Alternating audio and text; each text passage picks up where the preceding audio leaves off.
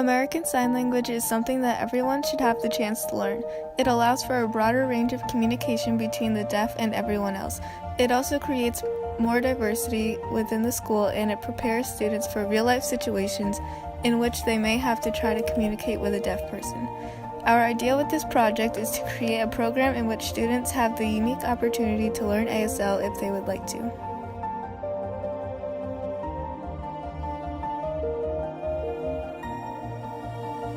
The language and teaching the culture. I think it's important that deaf culture is more known, so they're not just like, hey, they're disabled, they're deaf. It's more like, hey, they're deaf, let me talk to them and speak to them. In the future, I want to continue my use of ASL and become an interpreter. I think it's important because the deaf people as a whole, they seem to be very neglected, even though they're closely related. We have Spanish interpreters and we communicate with those who speak Spanish, but we have Americans who are fascinating deaf and and they just want to learn it. Learning ASL benefits students because, it's a different language. It improves their chances at getting a job in the future. There are many deaf people. For example, if you work at a restaurant and you notice a deaf person, you're able to help them, or just with simple communication, it also helps with that. For our research, we looked at different schools that have American Sign Language courses. Specifically, we looked at Montville High School and Pasco County High School in Florida. Let's look at the program at Pasco County High School first. The year program started last year, which is run by Jasmine Thoy. However, due to financial reasons, the program died off when the teacher was laid off. In this case, Pasco County High School never really hired an official teacher for the American Sign Language course. ABC News published an article about the situation. This was a shame because based off of the feedback that ABC News had gathered, the kids loved the course in Miss Thoy. According to abcnews.com, when they interviewed District Public Information Office Linda Koob about Jasmine Thoy, she responded by saying, she was a substitute teacher, which means there were no due process rights. The school hadn't had a certified teacher for the class all year, so they lost all allocation due to budget constraints. More locally, Montville High School started an American Sign Language course as well. There isn't a lot of information out about it, so we emailed the chair of the World Language Department at Montville High School.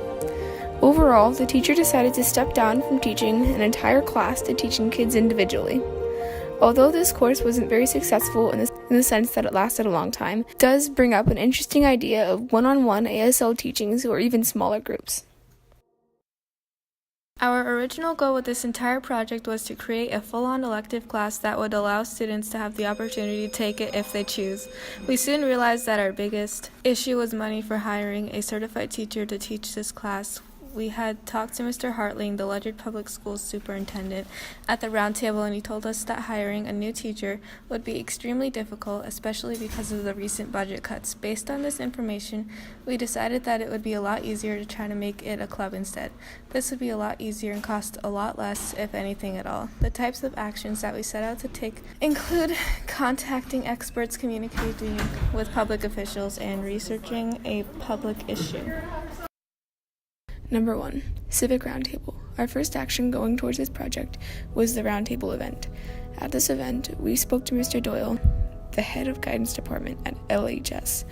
From him, we learned that we need to contact a college, specifically UConn, to see if they accept high school ASL class credit. He also told us that it would be important to talk to Ms. Fagan about our club idea.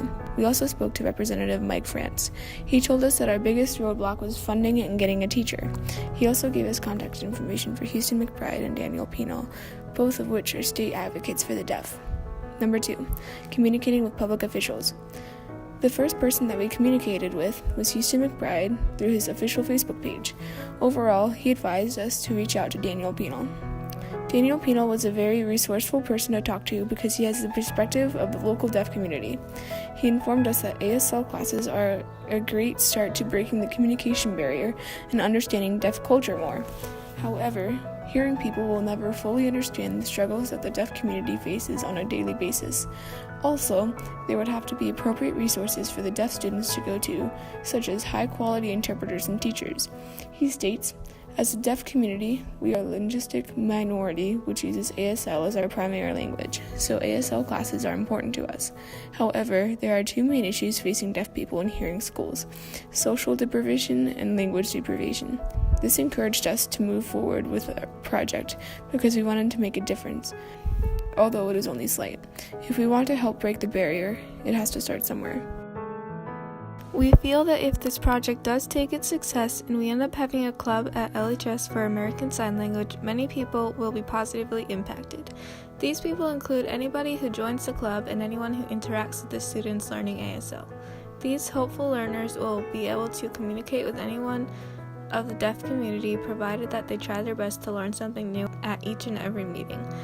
This will also increase the diversity of language around Ledyard High School, and we hope to get more people to join this club.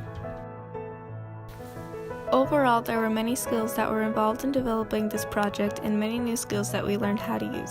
The main skill that we used was communication, since most of our actions was communication with adults that were able to help guide us through this project. Some other skills include being resourceful, time management, and working well with others. Being resourceful and time management were definitely important skills because they help keep us organized and on track with our project, especially with trying to find schools that have ASL programs and finding people outside of school to help with our ideas. Some important attitudes that we had while working through this were positivity, that people would answer emails, maturity in emailing people and sounding as professional as possible, motivation to keep going even if we were shut down, optimism, commitment, and being cooperative. After taking all the actions that we did, we were relatively successful in completing this project and getting to our goal. As of today, we filled out our club charter to get the club started as of next year.